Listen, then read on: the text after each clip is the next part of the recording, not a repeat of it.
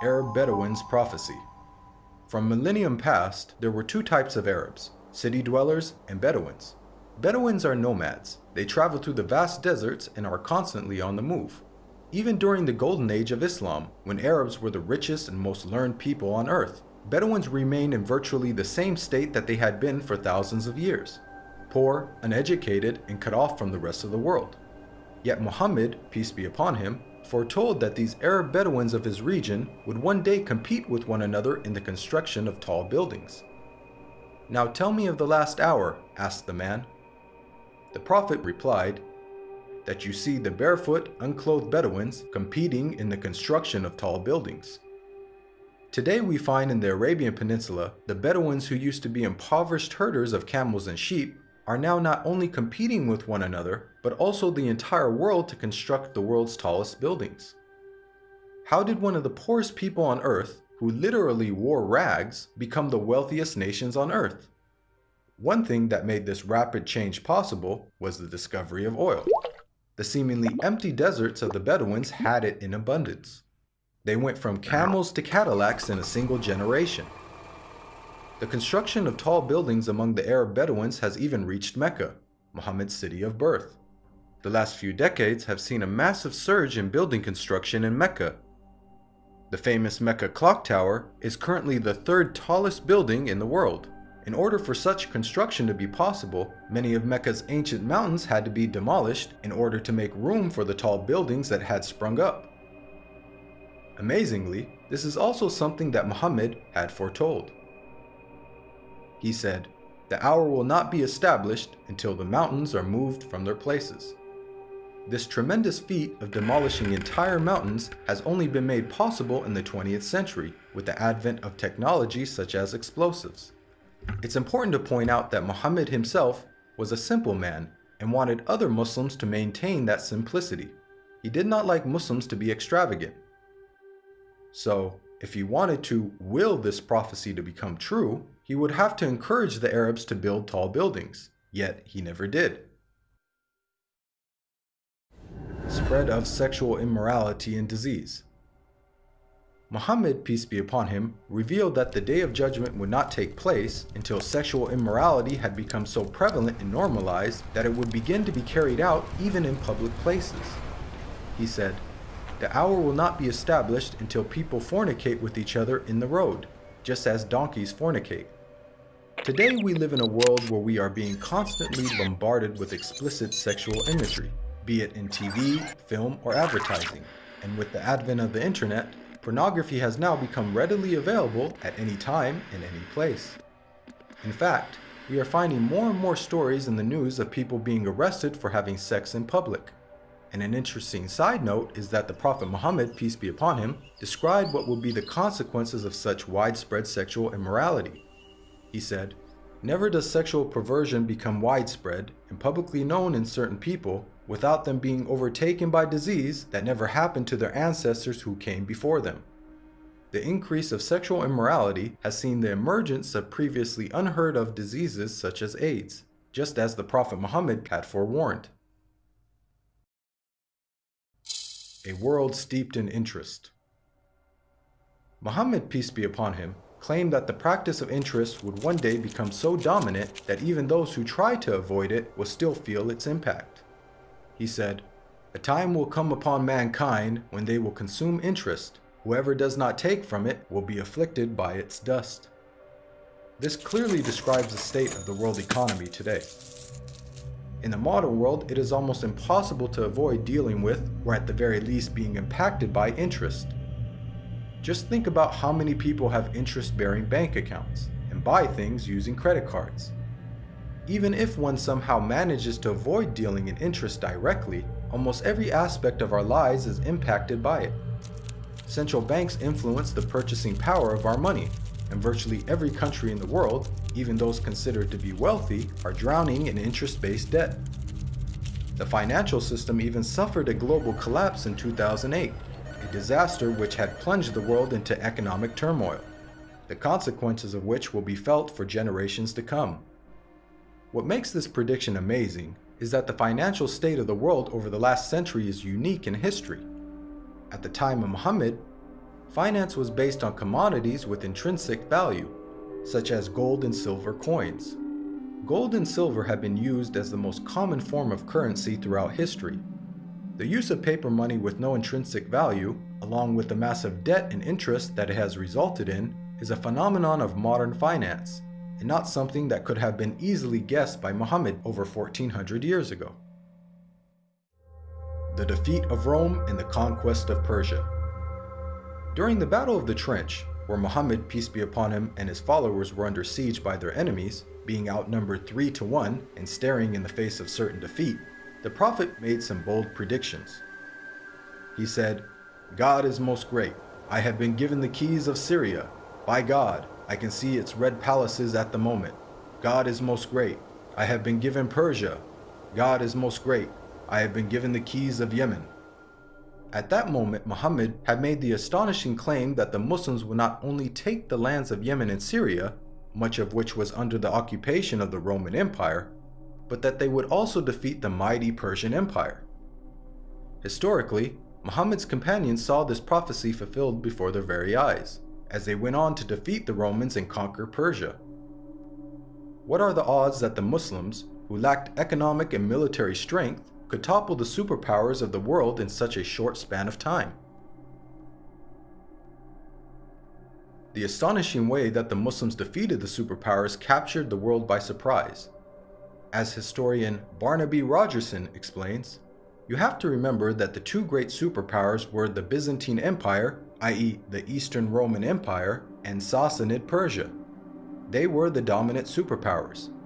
If you're putting it in a modern parlance, it's a bit like the Eskimos taking on the United States of America and Russia. No rational person would have ever conceived of such a possibility. This sentiment is echoed by historians who cannot explain how Islam became such a dominant force so quickly. Professor of Byzantine Studies, Andrew Louth, wrote, "The speed with which the eastern provinces of the Byzantine Empire succumbed to the Arabs remains to be explained by historians." Prevalence of writing. Many of us take for granted the ability to read and write, and the abundance of books that are available in the modern age. However, for the people of the past, illiteracy was the norm, and books were very scarce. Muhammad, peace be upon him, was born into a society in which very few people could read or write.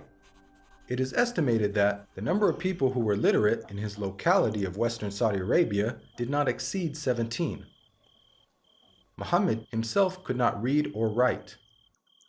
Against this backdrop, the Prophet Muhammad made the prediction that writing will one day become widespread among mankind. He said, "Ahead of the hour, the pen will prevail." The Arabic word used for pen here is qalam, which also carries the wider meaning of writing. This perfectly describes our world today, in which it is the norm for people to read and write, and there is an abundance of books, newspapers, and magazines. This has only been made possible thanks to 15th century technological advances, such as printing that took place over 800 years after Muhammad's prophecy. And with the advent of the internet, writing is spreading even more. Anybody with a computer or smartphone now has access to millions of books with just the click of a finger. It's quite powerful that Muhammad, who could neither read nor write, prophesied the spread of reading and writing. The greening of Arabia's deserts. The Prophet Muhammad, peace be upon him, made a bold prediction about the future state of Arabia. He said, "The hour will not begin until the land of the Arabs once again become meadows and rivers." This narration anticipated the greening of Arabia's extensive dry desert environment. As recently as 1986, there was little to no farming in the region. However, over the last 30 years, these deserts have been transformed to grow grains, fruits, and vegetables, thanks to techniques such as center pivot irrigation. This is a process that pumps water to the surface from deep underground reserves, some of which date back to the last ice age 20,000 years ago. Now put yourself in the position of a person living in 7th century Arabia.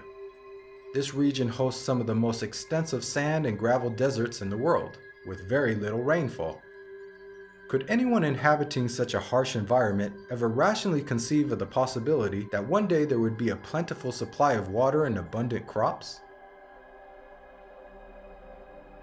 This prophecy also makes a claim about the ancient past. Note the words of Muhammad, "The lands of the Arabs once again become meadows and rivers." By saying once again, he is implying that at one stage in their history, the deserts were lush with vegetation and life, and that they will be returning to this former state. Geologists now know that the Arabian Peninsula was, indeed, once filled with meadows and rivers in ancient times.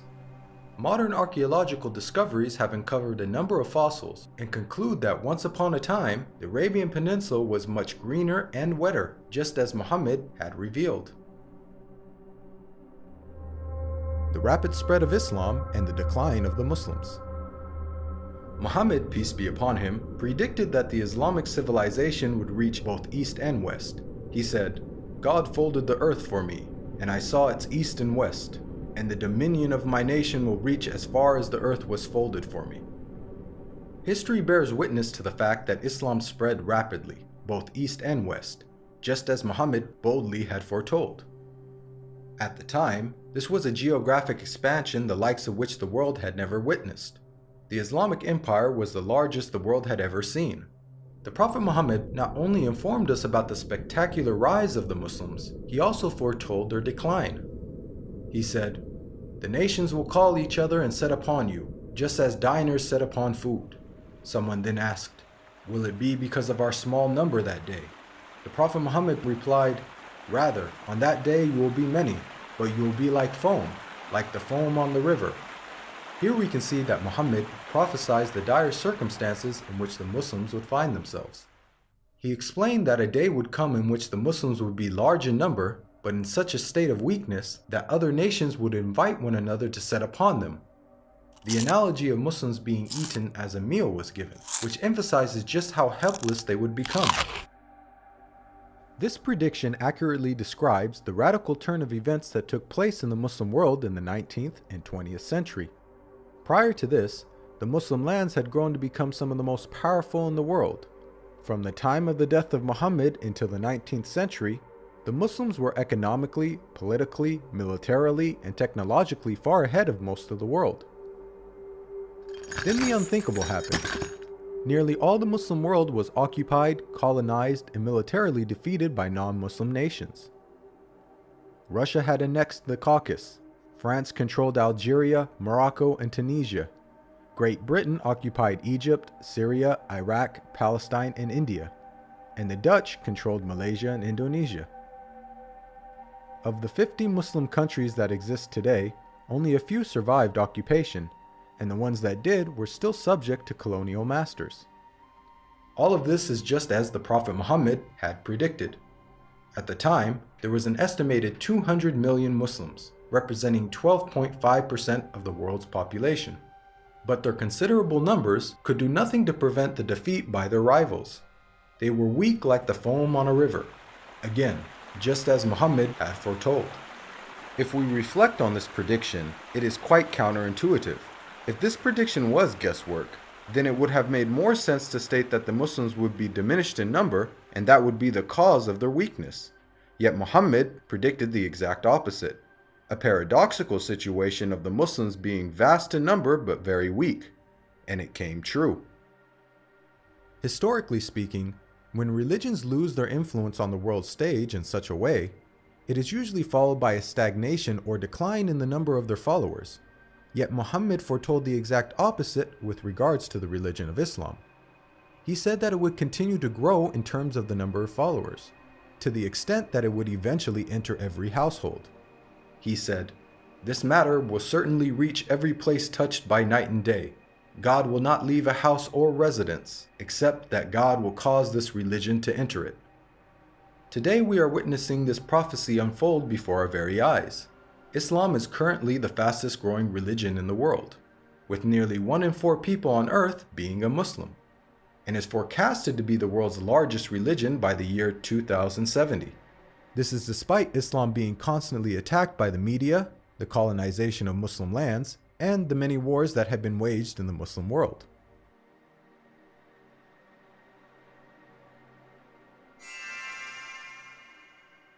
Even the name Muhammad has prophetic implications. It's an Arabic word that means the praised one. The Quran states how Muhammad's remembrance will be raised. We elevated your mention for you. Since this verse was revealed over 1400 years ago, the Prophet Muhammad, peace be upon him, has been the most praised person in history. Today, not a second goes by without a minaret somewhere in the world publicly proclaiming the time for prayer and saying, أشهد أن محمدًا رسول الله. I bear witness that Muhammad is the messenger of God. أشهد أن محمدًا رسول الله.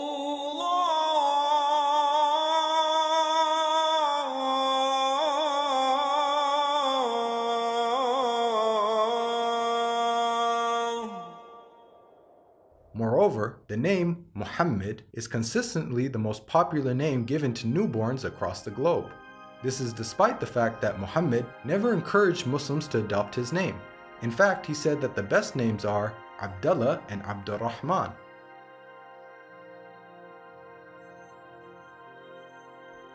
Now, we've analyzed a number of the Prophet Muhammad's prophecies, which were made over 1400 years ago, and have seen how he has accurately foretold many things. Purely from the standpoint of basic probability, for someone to accurately guess about such future events, which spanned across multiple nations in different time periods, many of which were outside the sphere of Muslim influence, to give so many predictions without making a single mistake is utterly impossible. Today, millions of people believe in false prophets and follow false systems for guidance in life. As human beings, we're willing to follow false prophets, man-made systems, and baseless superstitions, but why don't we accept the real guidance when it comes from God? God empowered the Prophet Muhammad with accurate prophecies as a way for us to distinguish the true prophets from the false. Truth has now arrived, and falsehood perished, for falsehood is, by its nature, bound to perish. This video is based on the book, The Forbidden Prophecies. To learn more about the evidences for Muhammad's prophethood, please download your free copy of the book at the link below.